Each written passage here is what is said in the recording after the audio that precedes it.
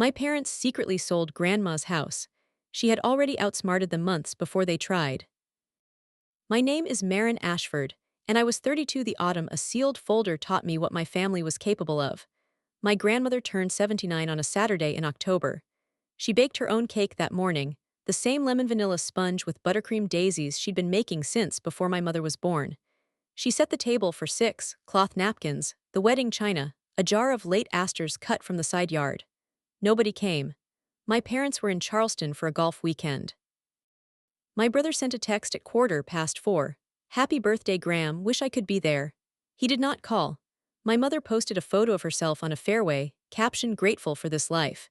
I drove 3.5 hours up from Boston after my shift ended and found her sitting alone at the head of the table. The candles had burned down into the frosting. The ice cream had melted into the carton and soaked through onto the runner. She looked at me for a long moment like she was deciding whether I was really there. I cut her a slice. I sang to her, off-key, twice. The next afternoon, while we were clearing out her hall closet together, 2 strangers knocked on the door. They handed me a sealed envelope, thick as a paperback, signed across the flap in my grandmother's own handwriting. What was inside it ended my family as I'd always understood it. If you've ever quietly stood up for someone the rest of the room had given up on, stay with me, because this one earns the ending. That evening is pressed into me the way a bruise stays pressed into skin long after the impact. I'd left my apartment in Boston at 5, still in my work cardigan, a bunch of grocery store dahlias wilting on the passenger seat. 3.5 hours up I-89, then the last stretch of two-lane road into Thornfield, where the maples lean in over the asphalt like they're trying to listen. I pulled into her gravel drive a little after 9. The porch lamp was lit. Every other window in the house was dark. The kitchen told the story before she said a word. 6 place settings. A jar of asters she'd clearly arranged with care that morning. The cake sat in the center, daisies piped along the rim, 79 written out in yellow gel icing. The candles had burned to stubs sunk in the frosting. A half-gallon of strawberry had sweated clean through its carton and left a ring on the tablecloth. She sat at the head of the table in her cardigan, hands folded around a glass of water like she was waiting for a guest who told her to be patient. "Marin," she blinked, then frowned, like she was checking the date against something only she could see. "Is it Thursday?" "It's Saturday, Graham. It's your birthday." "Oh," she touched the edge of the cake plate. "I thought this was for the church potluck." I put the asters in a water glass and made her a proper plate. We ate with our hands because neither of us wanted to dig through the drawer for clean forks. I sang to her twice, because halfway through the first round she asked me gently to start over. She wanted to hear the whole thing. Around 10, I walked her to bed. She weighed almost nothing in my arms. Her wrist was thinner than the candle she'd just blown out. As I tucked the quilt to her chin, her hand shot out and caught mine. Her eyes sharpened, suddenly, the way a radio catches a clear signal out of static. "They think I don't know," she whispered. I waited for more. She was already asleep. "You should understand the kind of family I came from. The Ashfords of Thornfield were a particular flavor of New England comfortable. My father, Holt, had spent 30 years managing portfolios for a regional bank until he discovered he could call himself semi-retired and play golf 4 days a week instead. My mother, Celeste, sat on 2 charity boards and treated her calendar like a stage. My brother, Bryce, ran a mid-sized landscape design and build firm and drove an Audi that cost more than I made in a year. And then there was me, the paralegal. I worked at a 3-person elder law practice in Boston, drafting wills and guardianship petitions, studying for the bar exam at night after everyone else had gone home. At Thanksgiving, my mother liked to introduce me as still doing her little legal thing, like Bryce's old paper route, except she's 32. I never argued. I read fine print for a living. It had taught me patience. This house was mine in every way that mattered, and none of the ways that counted on paper. I'd taken my first steps across that kitchen linoleum. My grandmother had taught me to read a rental agreement on the back porch swing when I was 19, her readers pushed down her nose, a red pen clenched between her teeth. She'd co-signed my first apartment lease because my parents wouldn't. That night, I lay awake in the guest room tracing the same water stain on the ceiling I'd been tracing since. See, I was 7. Around midnight, I got up for a glass of water. On the hallway shelf, tucked behind a framed family photo, I found a business card, Tessa Marlowe, Marlowe and Finch Realty, with a note scrawled on the back in pen, Comp Est. 710K fast close possible. I set the card back exactly where I'd found it. My hands were steady, my stomach was not. Sunday morning, I scrubbed the kitchen while my grandmother dozed in her recliner with the radio murmuring low. I boxed up the leftover cake, threw out the spent candles, wiped frosting off the wedding china, and stacked it back in the cabinet where it would sit until someone, someday, came to empty the house entirely. The thought arrived uninvited and landed wrong. I pushed it away. At 10:15, someone knocked. Two people stood on the porch. The woman was around 60, silver hair cropped short, a wool coat, a leather satchel, the kind of presence that announced itself as professional before it said a word. The man beside her, younger, maybe 40, carried a small zippered case with a notary stamp visible through the mesh pocket. "Marin Ashford," the woman asked. "Yes." "I'm Priya Shah. This is my colleague, Owen Reyes."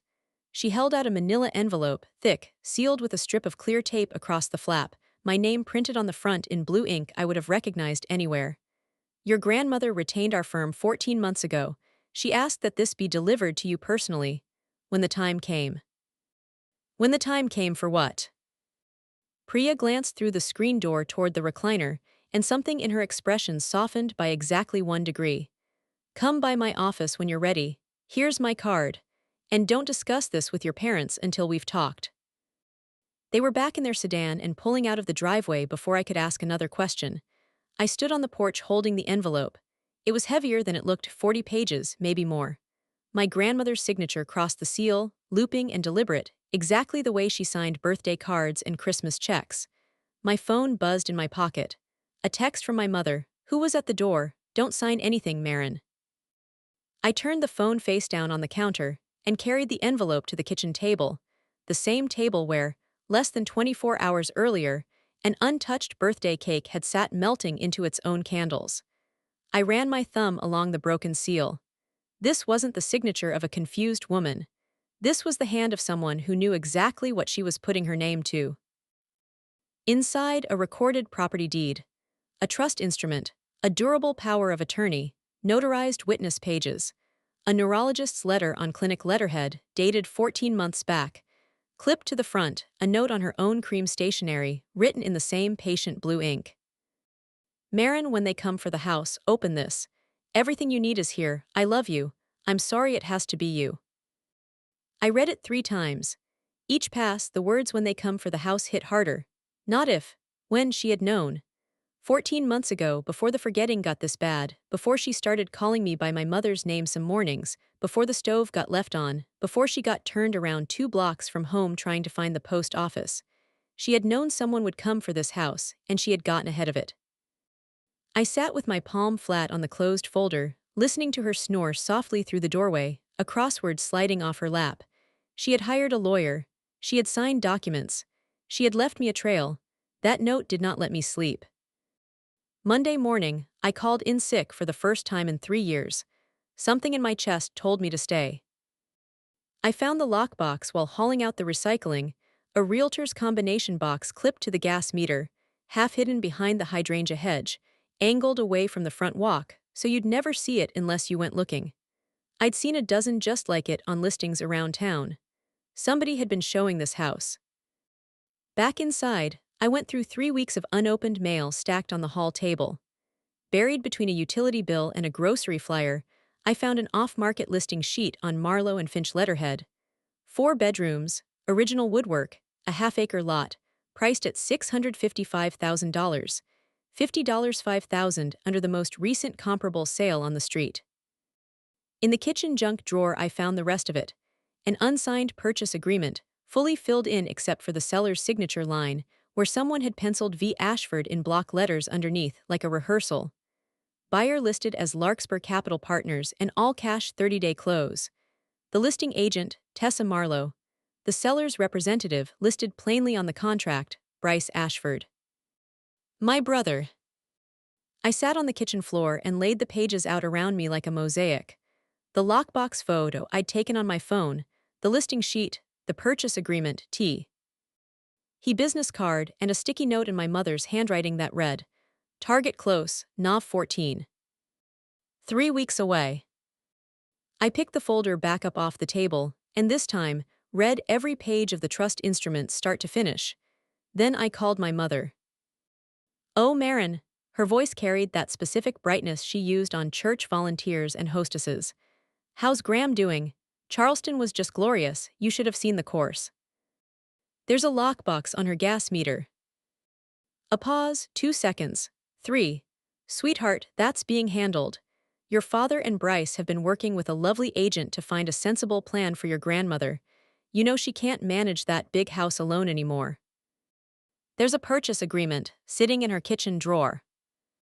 Marin, the warmth dropped a register. This is a decision your father, your brother, and I have made together. We've been managing her affairs for months. You don't need to worry about the details. Does she know the house is being sold? She knows what she needs to know. A pause, the soft clink of a wine glass. Bryce's company is in a difficult stretch right now. This house can fund a proper care facility for your grandmother and get your brother through it. It's the responsible thing to do. It's her house, Mom. She won't even remember this house by Christmas. The line hummed between us. Then it's a good thing I do, I said and hung up. I picked up the folder and Priya Shaw's card and held them side by side under the kitchen light. Tomorrow I'd drive to Boston. Tonight, I had reading to do. Priya Shaw's office sat on the second floor of a converted federal-style house on Beacon Hill, faded rugs, framed degrees from Vermont law, a small brass plate reading Shaw and Lowell, elder law and estate planning. I'd called at 7:30 that morning. Her receptionist had me through to Priya in under a minute, which, if you know anything about law offices, tells you they'd been expecting the call. I'm glad you came in, Priya said, leading me to a conference room where a pot of tea and a box of tissues already sat waiting, placed without comment exactly between us. Your grandmother came to me 14 months ago, she began. Early in the summer. She'd had an episode, got turned around driving home, ended up 3 towns over before a neighbor recognized her car and brought her back. She called my office herself the next morning. She already knew you. Her friend Dorothy had used our firm for a trust years back. Vivian came in alone, sharp, focused. Priya paused, scared. Of what? Of exactly what's happening now. She told me, and I remember this almost word for word, my son will do whatever Celeste tells him, and Celeste will sell this house the day I can't stop her. She wanted to get ahead of it while she still legally could. I set my tea down. She chose you, Marin, specifically. She said you were the only one who'd fight for the house, because you were the only one who understood what it actually meant. Priya opened her own copy of the folder and walked me through it, piece by piece. 14 months earlier, my grandmother had sat in that same chair wearing her good slacks and her pearl studs, carrying a folder of her own, the deed, old tax records, her original will, and a list of questions handwritten on a yellow legal pad in the same patient blue ink I'd seen on her note to me. She was methodical, Priya said. She told me she'd noticed the forgetting start with names, then appointments, then the route to the post office. Her doctor had used the phrase early stage. She told me she thought she had maybe a year, maybe 2, before the window closed. The window for what? For making legally binding decisions while she still had capacity. Priya turned a page. She wanted 2 things. First, protect the house. Second, choose who would protect her once she no longer could. And she didn't choose my father. Priya looked at me over her glasses. No, she did not. The weight of that settled into my chest like a stone dropped into still water. My father was her only son. She had raised him in that kitchen, paid for his first suit, danced with him at his wedding. And when it came time to hand someone the keys to her life, she had driven straight past him to me because she knew. She knew Holt would defer to Celeste. She knew Celeste would calculate. She knew Bryce would need. She executed everything on the 9th of August last year, Priya continued. Full capacity. Dr. Amara Lindqvist, her neurologist, provided a written evaluation that same afternoon, confirming she understood exactly what she was signing. She tapped the physician's letter. This is your foundation. The legal architecture was clean. I recognized every instrument from my own work. First, Irrevocable Living Trust, the Vivian R. Ashford Trust, dated that August.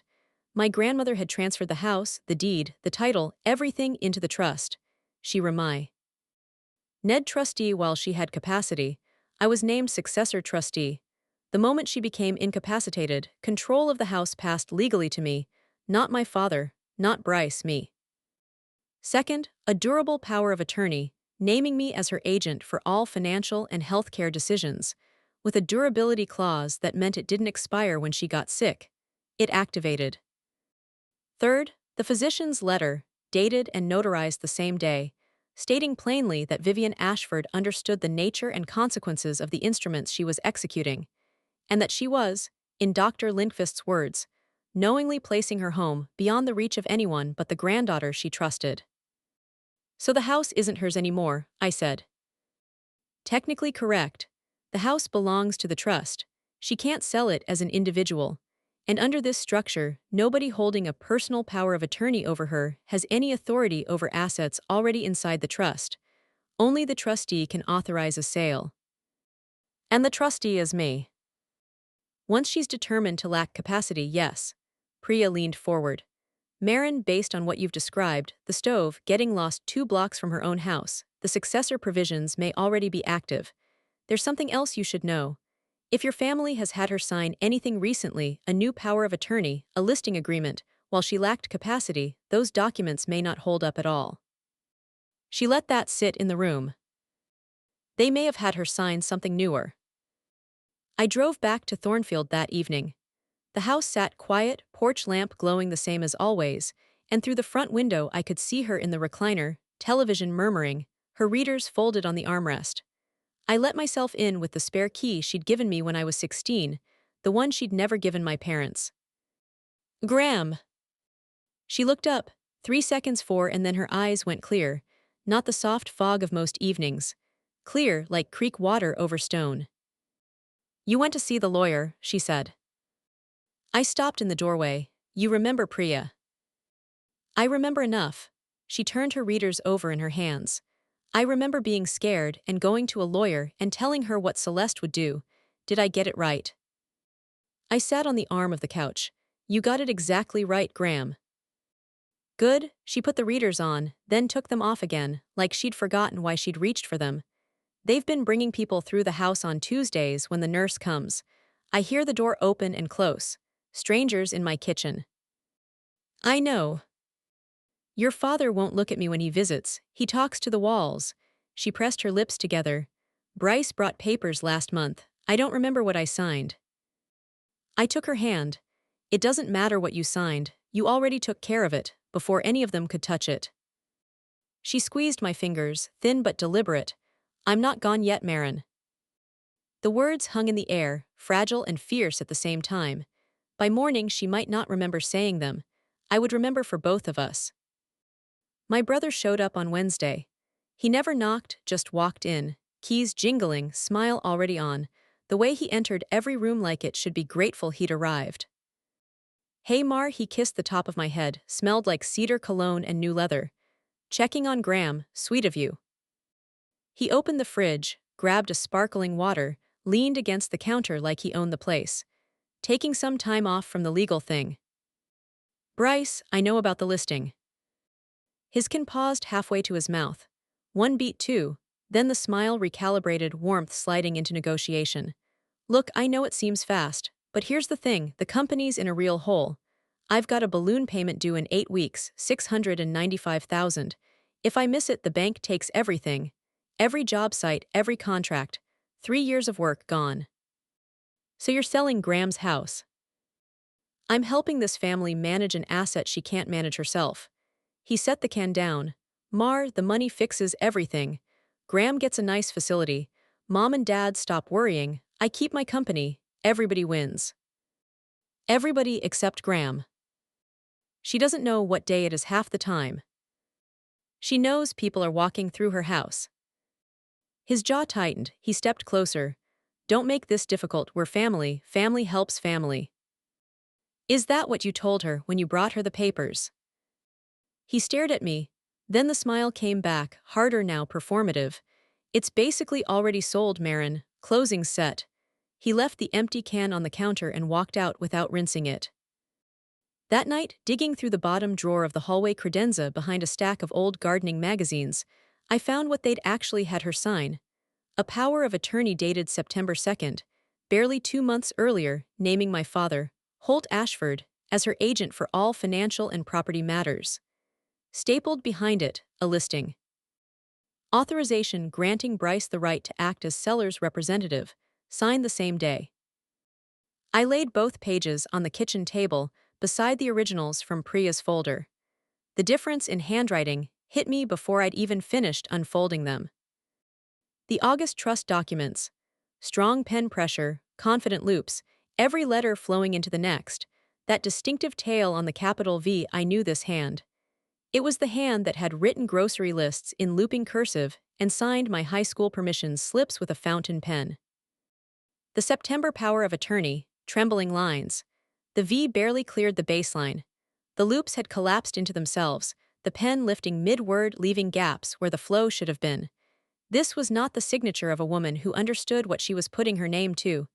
This was the signature of a woman who'd been told where to press down. I checked the date against my phone calendar and my stomach dropped. September 2nd was the same week my grandmother had been taken to the emergency room after a fall. My mother had texted me at the time. Graham took a little tumble, nothing serious, resting now. I hadn't thought twice about it. The hospital discharge summary, which I found buried in the mail pile, read: patient disoriented, intermittent confusion, recommend neurological follow-up. They had put a power of attorney in front of her. During the same week, she'd been hospitalized for confusion. I photographed everything, then I called Priya. Priya came to the house on Friday, not her office, the house. She said it mattered that we lay it all out at the same table where this had started. The table was old oak, scratched smooth from decades of holidays, stained with a coffee ring my grandmother always said gave it character. Now it held 5 documents, edges squared, lined up like exhibits at a hearing. First, the certified copy of the recorded trust deed, filed with the Thornfield Town Clerk 14 months earlier. The house had been legally transferred into the Vivian R. Ashford Trust. Stamped, indexed, public record. Second, the durable power of attorney naming me as agent, executed the same day, 2 witnesses, notarized. Third, Dr. Lindqvist's capacity letter, 2 pages, clinical and precise. Mrs. Ashford demonstrates full understanding of the nature and consequences of the legal instruments she is executing. She is oriented to time, place, and person, and articulates clear preferences regarding the disposition of her assets. Fourth, the September power of attorney naming my father. Shaking signature, no capacity evaluation attached, no independent witness. Executed during a documented week of medical confusion. Fifth, the listing agreement, Bryce's name as seller's representative, Tessa Marlowe as agent. The house priced $55,000 under comparable value, off-market. The house has been inside this trust for over a year, Priya said, hands flat on the table. Your grandmother cannot sell it as an individual. The September power of attorney, even if it were otherwise valid, grants no authority over trust assets. And given the medical record, it almost certainly isn't valid at all. She looked up at me. This sale cannot close. The house was never theirs to sell. I stared at the 2 signatures side by side. One strong, one trembling. A doctor's letter drawing a clean line between the woman my grandmother had been and the woman they'd taken advantage of. She won't even remember this house by Christmas, my mother's voice echoed in my head. But she had remembered. She'd remembered before any of us. Priya and I made a plan, quiet, methodical, built on paper instead of anger. First, a current capacity evaluation for my grandmother, something a court would accept to establish that the September power of attorney had been signed without legal competence. I called Dr. Lindqvist's office Monday morning.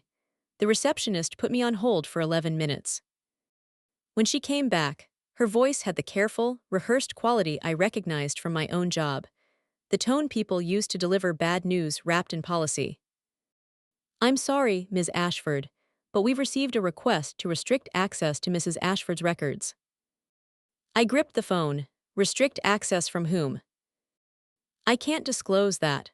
But the request came in roughly 6 weeks ago, and it specifies that records can only be released to the designated family contact. And who's the designated contact? A pause, Holt Ashford. My father. They hadn't just gotten her to sign, they'd built a wall around her first. I called Priya from the parking lot. Expected, she said, unsurprised. We'll file a HIPAA authorization under your durable power of attorney, it predates theirs, and it names you as her healthcare agent. The clinic is legally obligated to honor it. I'll send the paperwork today. 2 days later, I had the records. Dr. Lindqvist agreed to perform a fresh evaluation. The system works, I told myself. Slowly. But it works. My mother came by on a Thursday evening. No flowers, no food, just a glossy brochure for a place called Birchwood Senior Living, which she spread on the same kitchen table where Priya and I had laid out the documents 3 days earlier. It's a beautiful facility, Marin. Private rooms, a garden, activities every afternoon. If we transition her before Thanksgiving, the house can be staged and listed by December 1st. You're staging it for the buyer you already have. Her expression flickered, the briefest hairline crack in the plaster. I know this is emotional for you. You've always been attached to this house. But your brother's company is in real trouble, and this family needs to pull together. By selling a 79-year-old woman's home out from under her. After everything I've done for this family, her voice cracked. I couldn't tell if the tears were real or rehearsed, and after 32 years, I'd stopped trying to tell the difference. The papers are already with the title company. Closing is November 14th. This is happening, Marin. She left the brochure behind when she went. I left it on the table too. My father came alone 2 days later, pulling into the drive in his old sedan, not the one he drove to the club, but the one nobody noticed. He sat behind the wheel a long moment before getting out. I watched from the kitchen window. His shoulders looked smaller than I remembered. He let himself in through the back door, the way he had since he was a boy, and just stood there looking at the cabinets, at the window over the sink where my grandmother had hung a little glass prism that scattered rainbows across the floor every morning. She used to sing in this kitchen, he said quietly, every Sunday. I remembered. He sat down at the table, set his hands flat against the wood, and I watched them tremble. I know what you think of me. I didn't want any of this. Bryce is in over his head. Your mother says the house is the only way, and Mom, his voice broke, just barely, a hairline fracture. Mom wouldn't want him to lose everything. You could still stop this, Dad. He looked at me for one full, trembling second, and in it I saw the boy who'd grown up in that kitchen, who'd eaten cake off that china, who'd been carried to bed by the same woman now sleeping down the hall. Then his phone buzzed. He glanced at the screen, my mother, and stood up. I should go. He didn't say goodbye to his mother on the way out. I washed his coffee mug and put it away. On the 5th day I bought a cake. Nothing elaborate, a small round from the bakery on Elm, lemon vanilla with buttercream daisies, 1 candle instead of 79, because that seemed both safer and funnier. I set it on the kitchen table at 3 o'clock with 2 plates, 2 forks, 2 napkins, and a pot of tea. Graham, come sit. She shuffled in from the living room, glasses pushed up into her hair, a half-finished crossword folded in her cardigan pocket. She saw the cake and stopped. Whose birthday? Yours, we're doing it over. She sat, I lit the candle. She watched the flame the way you watch something you're trying to hold onto, carefully, like staring hard enough might keep it from slipping. Make a wish. She closed her eyes and blew it out on the first try. What did you wish for? She looked at me, eyes clear as creek water. I wished you'd stay. We ate with forks this time. She told me about the hydrangeas she'd planted the year I was born, about the table itself, hauled in on the back of a pickup truck from her mother's house in 1974, every scratch on its surface a different Thanksgiving she'd won. Then she set her fork down and leaned toward me. Don't let them take the table, she said, quiet, fierce. I won't, Graham, the table stays. By the 6th day, the phone calls had started. My great-aunt Doris called first, careful, concerned. Your mother says you're trying to take over Vivian's finances. She used the word manipulating. I held the phone away from my ear and looked at the ceiling. Aunt Doris, did Mom mention she and Bryce are trying to sell Graham's house while Graham has dementia? Silence. She said it was a family decision. It's a decision Graham never made. A family friend from the garden club called next, then one of Bryce's old college buddies, then a woman from my mother's book group. Each call carried the same script with minor variations. Marin is overstepping. Marin is emotional. Marin doesn't understand the financial pressure this family is under. My mother had done what my mother did best, shaped the story before I'd had a chance to tell it myself. I didn't post anything online. I didn't call anyone back to defend myself. Priya's words stuck with me. The documents speak. You don't have to. But around 9 that night, my phone rang one more time. My grandmother's younger sister, Rosalind, 81, sharp as ever, calling from Providence. Marin, I don't believe a word. See. Lest is saying, and I'll tell you why. Your grandmother called me last summer. Said she'd been to see a lawyer. Said she was getting the house in order while she still could. Said if anything happens, back Marin up. I gripped the phone. I'm backing you up, she said. Whatever you need. 3 days before the closing, Priya confirmed the details. Cornerstone Title Services, Main Street, 2 o'clock, Conference Room B. The escrow officer was a woman named Denise Acaffer, 22 years in the business, thorough by the book, according to Priya's contact. The buyer was Larkspur Capital Partners, a regional all-cash acquisition firm. Their representative, a man named Connor Pratt, had been copied on the listing and purchase paperwork from the start. Tessa Marlowe would attend as listing agent. My mother and Bryce would be there as sellers' representatives. My father would come because my mother told him to. Priya made one more off-the-record call to the title company and came away with something that made her pause. Denise flagged the file 3 weeks ago, she told me. During the preliminary title search, she noted the property was held in a trust. She contacted Tessa Marlowe for clarification, and Marlowe sent over a signed affidavit claiming the trust had been dissolved and the property reconveyed to your grandmother individually. Denise accepted it provisionally, but noted in the file that no recorded reconveyance deed existed anywhere. The closing's been sitting tentative this whole time, pending final clearance. A lie, a clean, deliberate lie. The trust had never been dissolved.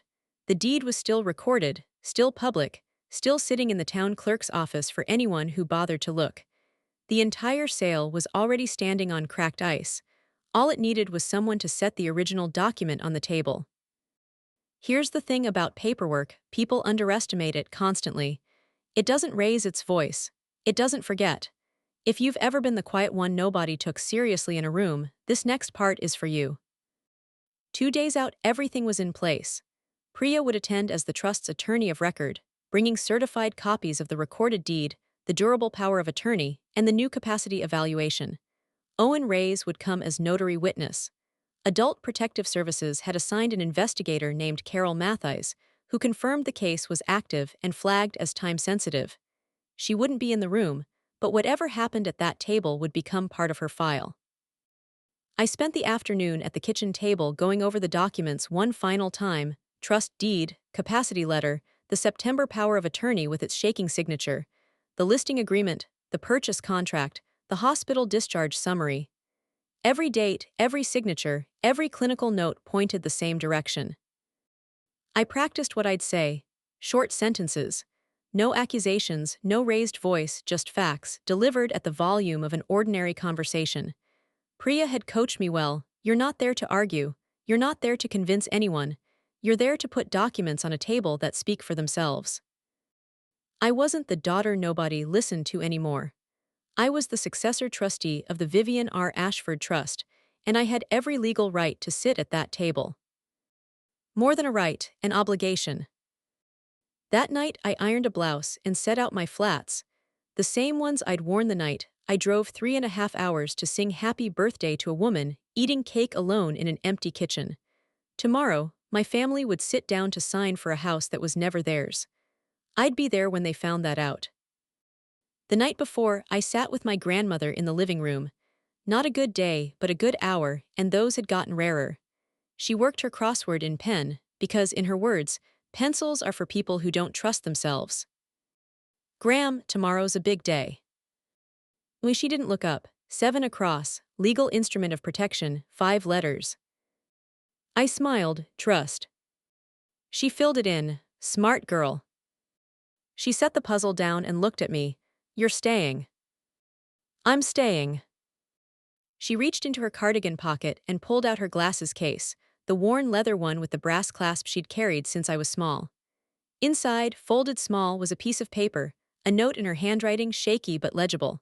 For Marin, the keeper of the table.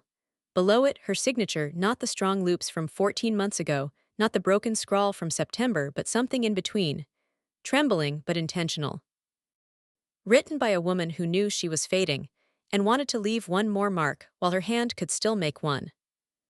I'm not gone yet, she said. I folded the note into my wallet. In the morning, the original folder, her note, and I would walk into that room together.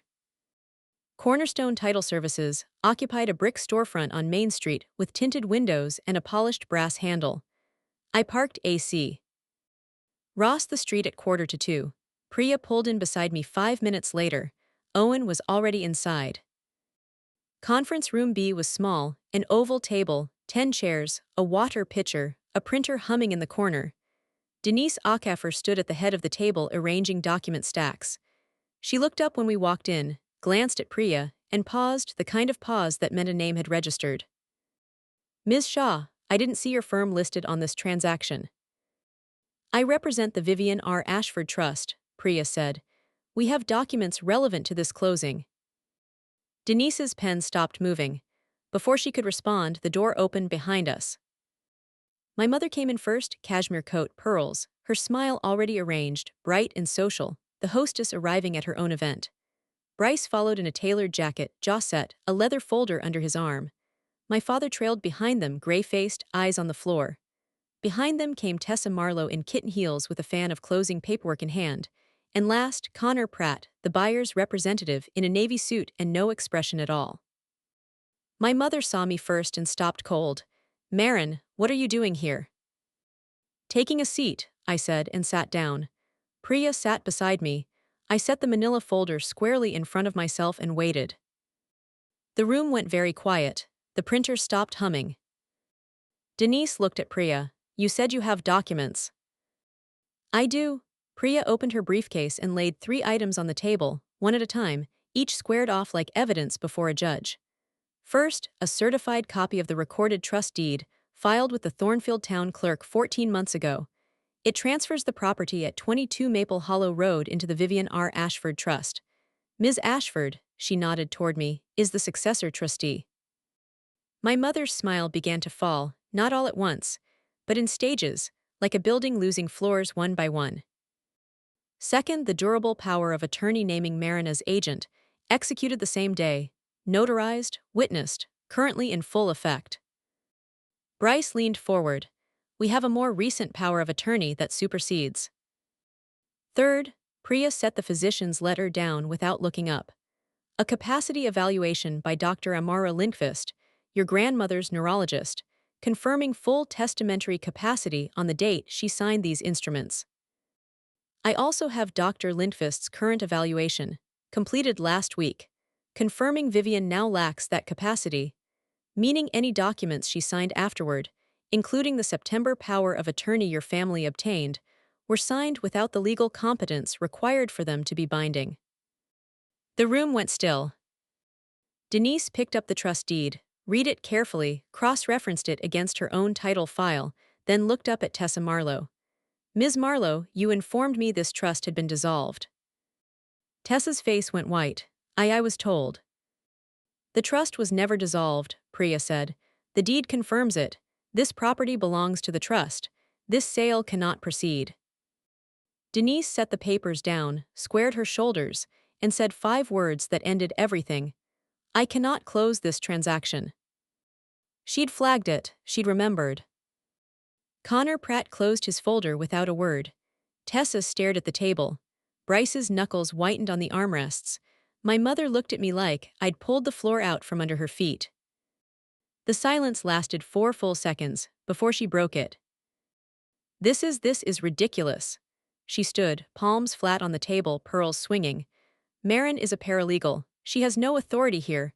My husband is her only son, and he has a signed power of attorney. A power of attorney signed the same week she was hospitalized for confusion, Priya said level, with no capacity evaluation attached, and even if it were otherwise valid, it grants no authority whatsoever over assets already held inside a trust. You can't do this. Bryce stood too, his voice raw now, none of his earlier polish left in it. I have a $695,000 payment due in 6 weeks, if this deal falls through. Mr. Ashford, your financial obligations aren't this office's concern, Denise said. This is my grandmother's house. This is the trust's house, Priya corrected. Administered by the trustee your grandmother appointed, she's sitting at this table. Bryce turned on me.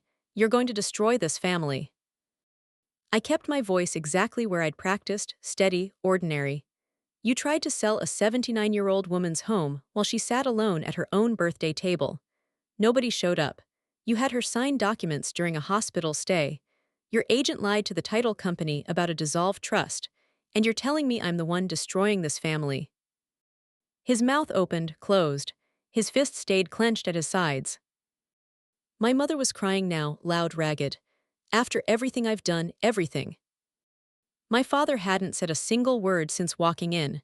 He stared at the trust deed, at his mother's signature, and I could see him doing the math in real time. She'd gone around him, looked at her only son, and decided he wasn't enough to trust. Connor Pratt stood. I think we're done here. He nodded to Denise and walked out. Tessa was already gathering her things, avoiding every set of eyes in the room. Into the quiet, Priya added, for the record, an active adult protective services investigation into the financial exploitation of Vivian Ashford is already underway. The September power of attorney will be formally challenged. Any further attempt to sell, encumber, or transfer trust property without the trustee's authorization will be treated as a legal matter. My mother's tears stopped. She stared at Priya, then at me, the wet streaks still on her cheeks but something colder moving in beneath them. You'll regret this. When Bryce loses everything, when your father has nowhere to turn, when this family falls apart, you'll remember it was you. I stood, picked up the folder, and put it back in my bag. I looked at her, the cashmere, the pearls, the tears she'd learned to deploy like weather. You don't get to decide what she's worth, I said. Then I turned to Denise. Thank you for your professionalism. I'll be documenting this closing as void and flagging the file, she said. You'll get confirmation by email. I walked out of conference room B. Priya followed. Owen held the door. The November air hit my face, cold and clean, and I stood on the sidewalk for a full 10 seconds before I remembered to breathe. Priya touched my elbow. You did well. I did what she asked me to do. That's exactly what I mean. I drove back to Maple Hollow Road with the folder on the passenger seat, in the exact spot where the grocery store dahlias had sat 9 days earlier. The house was still there. The hydrangeas still lined the front walk. The porch lamp was lit. I found my grandmother asleep in her recliner, crossword in her lap, glasses askew. I knelt beside the chair and pulled the quilt up over her shoulders. It's done, Gram, the house is safe. She stirred, her hand finding mine, the same thin grip, the same fragile wrist. Her eyes opened, cloudy at first, then clearing for one brief moment. Marin, I'm here, she blinked. Did you keep the table? I laughed, a real one, the kind that surprises you on its way up. I kept the table. She smiled, small and certain. Good girl. Within a minute she was asleep again, breathing slow and even, the crossword rising and falling gently on her chest. I sat on the floor beside her chair and looked through the doorway at the kitchen, the oak table, scratched and coffee-stained, standing exactly where it had stood since 1974. The folder was zipped in my bag. The note was folded in my wallet. The house belonged to the trust. And for the first time in 9 days, the counting finally stopped. Here's what happened after. Bryce's balloon payment came due 8 weeks later, right on schedule. He missed it. The bank began foreclosure on 3 of his half-finished projects. Ashford Grounds and Build filed for bankruptcy that winter. He sold the Audi. Last I heard, he was managing job sites for someone else's company, making a third of what he used to. He never called to apologize.